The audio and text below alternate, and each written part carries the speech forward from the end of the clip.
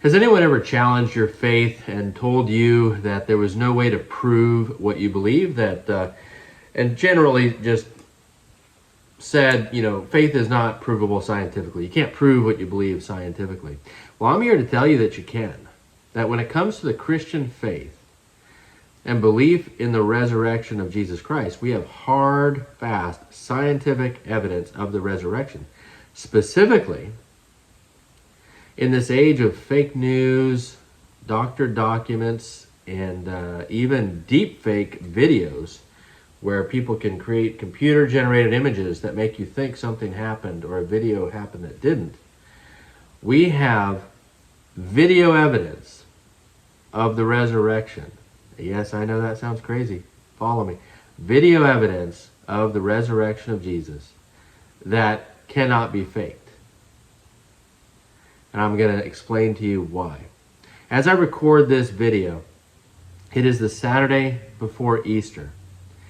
And it's raining outside pretty hard. And I've noted that it often rains on the days before Easter, especially the Saturday before Easter. And I feel like it is the Father crying over his Son.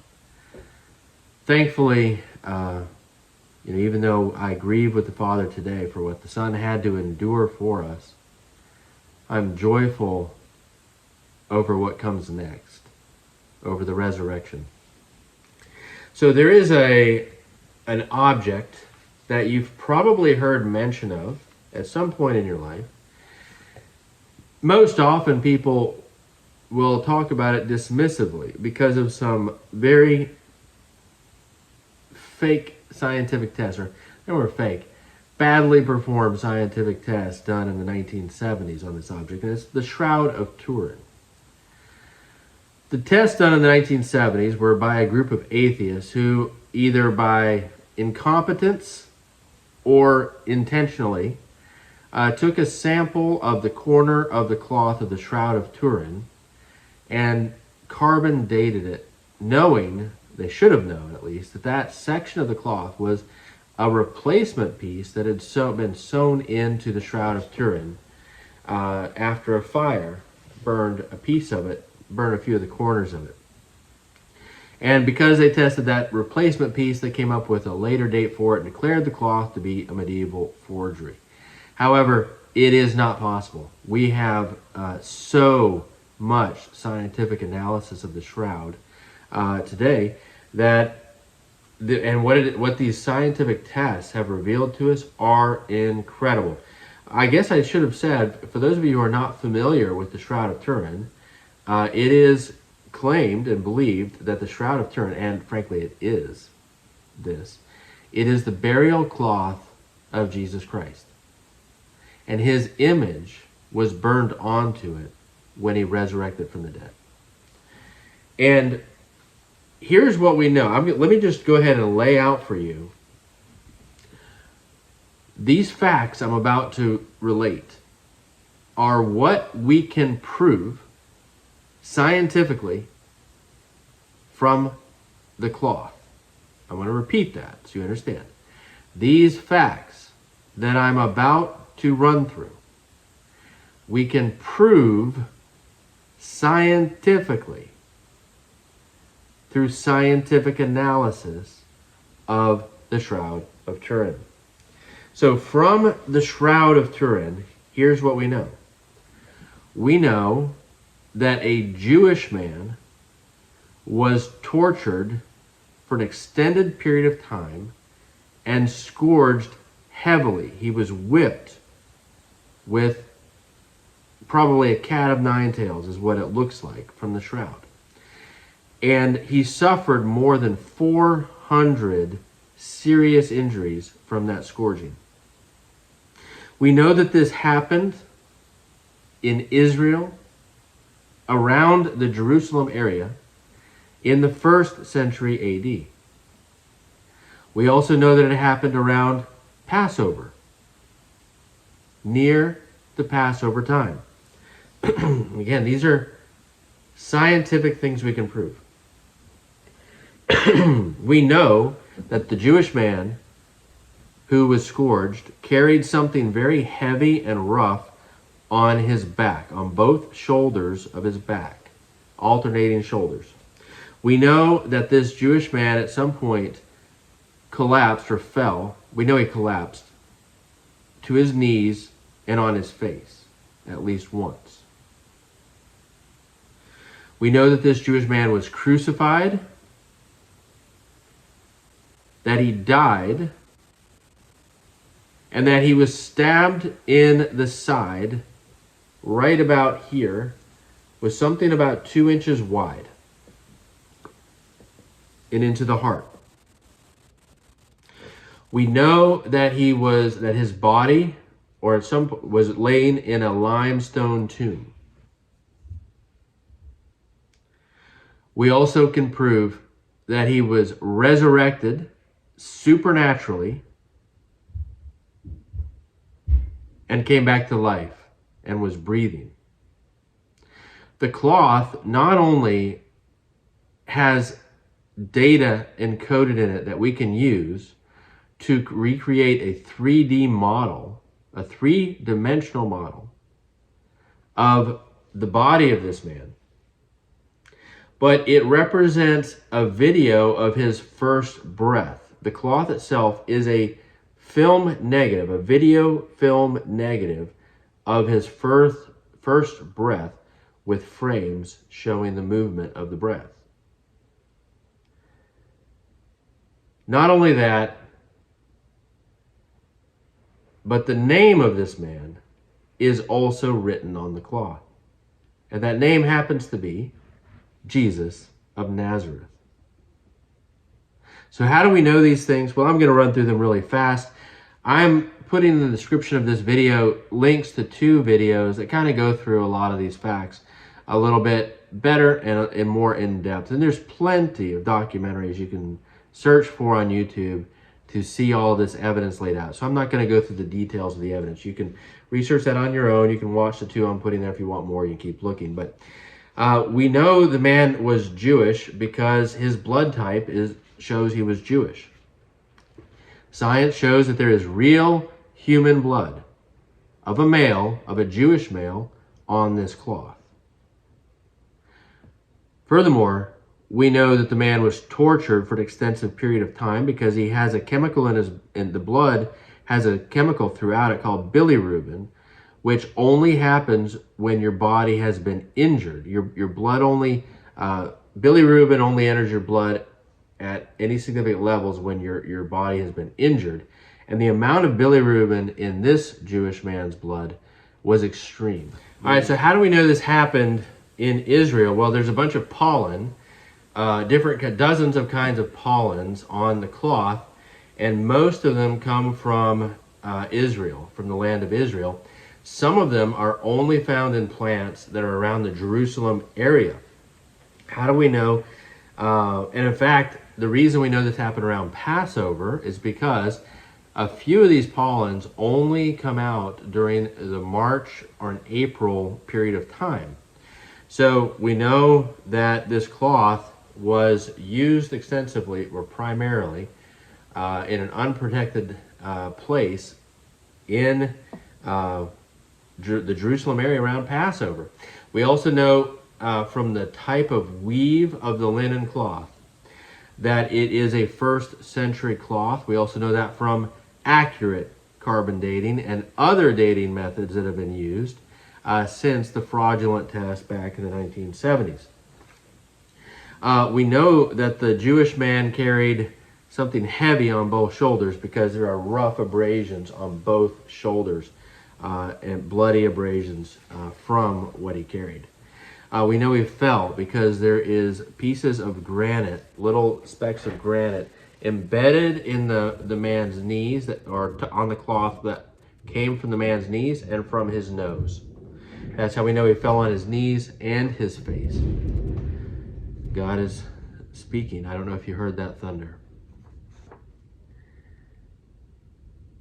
How it breaks my heart to think how Jesus fell, how he suffered for us.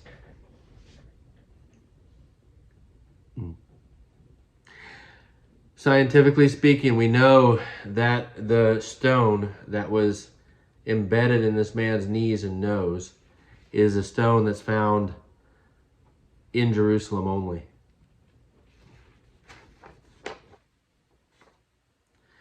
We know he's crucified. The amount of blood, medical doctors have looked at the cloth, the amount of blood that is on the cloth and the injuries sustained tell them that the man died, that there's no way he could have survived it. He was clearly crucified. Whoever this Jewish man was in the first century, he was crucified. And accurately so, the wounds are in the wrists and through the feet. 2 nails through one foot, 1 nail through another foot. This is how Romans did crucifixion in actuality, not how it's portrayed in Middle Age or medieval paintings where it's through the palms. That's not how it was done. So if this were a medieval forgery or some kind of forgery, they actually killed a Jewish man to make it. They actually crucified and killed the Jewish man to make it. And the blood trails themselves show a change of position, where at one point he was upright and the blood was flowing down this way, and then he was laying down and the blood changed paths as the flow of gravity would have changed the path because his body's orientation changed. There's a clear wound on the cloth, a very big bloody wound right here on the right side, about 2 inches long, which would correspond to a spear going into his side. There are all kinds of wounds around the scalp from a crown of thorns. That he was laying in a limestone tomb. Well, the cloth has specks of limestone dust on it, and this particular brand of limestone only is found in the Jerusalem area. It clearly is a burial cloth. It has the dimensions of a burial cloth, of a first century burial cloth, to be specific. So, if you have a first century burial cloth with limestone on it, it stands to reason it was laying in a limestone tomb at some point. That he was supernaturally resurrected. Well, the image, how do we know he was supernaturally resurrected? How can you prove that scientifically? Because we can't recreate the image today. The image is not paint. It's not any kind of material. The blood is real, but the image itself was burned on with some kind of light radiation that came out of the body itself. Like every point of the body put out a laser of light strong enough to singe the very surface levels of the fabric, but in a three-dimensional way. Like the parts of the cloth that were touching the nose or other parts of the body touching it, those are a little bit deeper. The parts of the cloth where the body would have been a little farther away, like maybe the eye wells, the burn is a little bit lighter. It produced a three-dimensional image. There's no way that could have been created in the Middle Ages. Impossible. And beyond that, scientists have said very clearly that the amount of energy, the amount of electricity that would be required to create this image exactly in this way today would require more electricity in a moment than the world is currently producing in total. You would need more electricity than the entire world is using right now in one machine to create this image. Thus, since we can't do it, since we can't recreate it naturally or with our machines, it can't be created by natural means. That means it's only possible through supernatural means. And how do we know he was resurrected? Because there's the image is in flashes. You can see there's objects on the shroud that are moving, like his belt, a few other objects. It's like strobe flashes.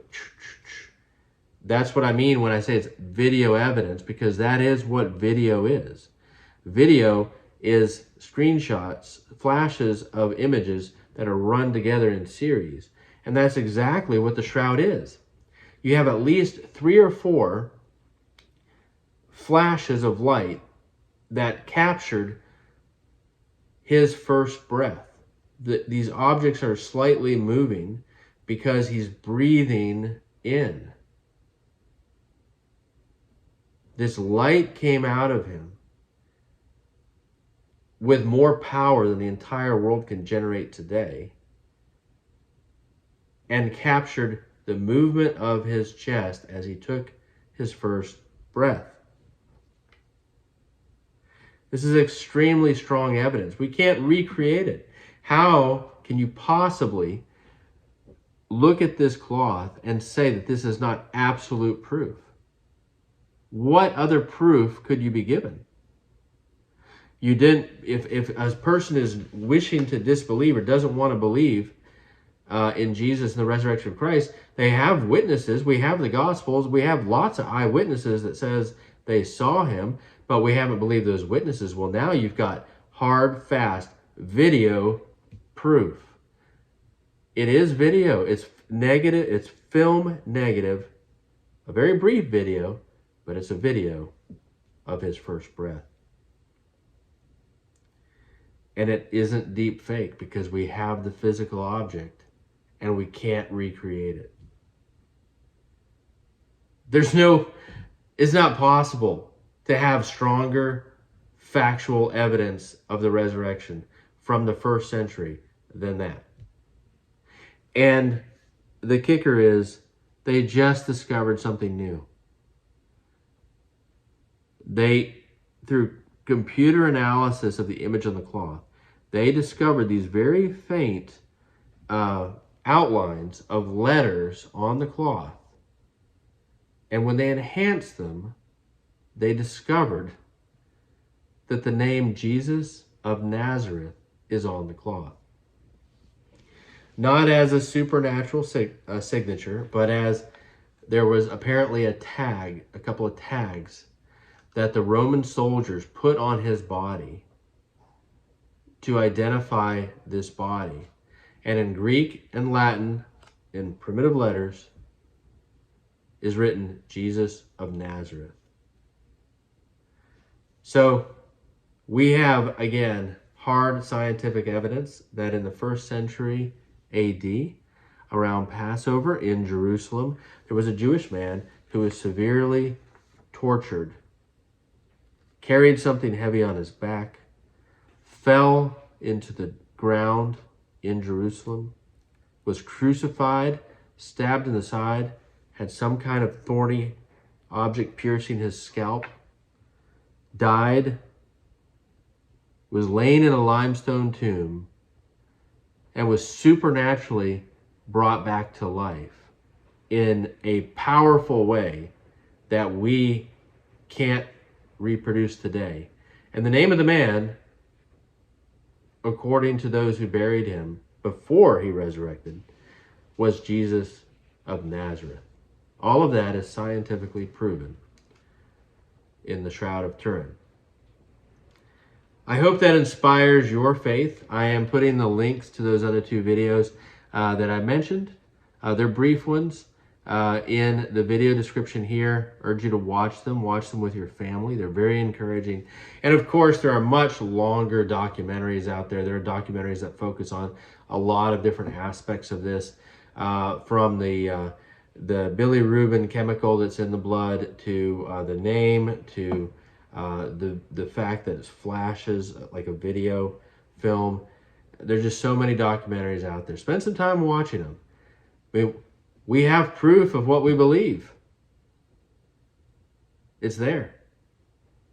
Let no one ever challenge you again and say, you can't prove what you believe. Yes, I can. And it's called the Shroud of Turin. All right. You guys have a great day. Happy Easter. Today we're still in sadness, symbolically, because we are still awaiting what's coming in the next hour. At least I am right now as I record this. Easter is coming. Easter is coming for all of us. One day we will all be, those who believe in him, who have believed in him and called upon his name, we will be saved from our flesh and resurrected along with him into eternal life. His resurrection was the first fruits. It was evidence of the hope we have in him. And that is a great hope indeed. Let's praise his name together as we worship this Easter and every day. See you soon.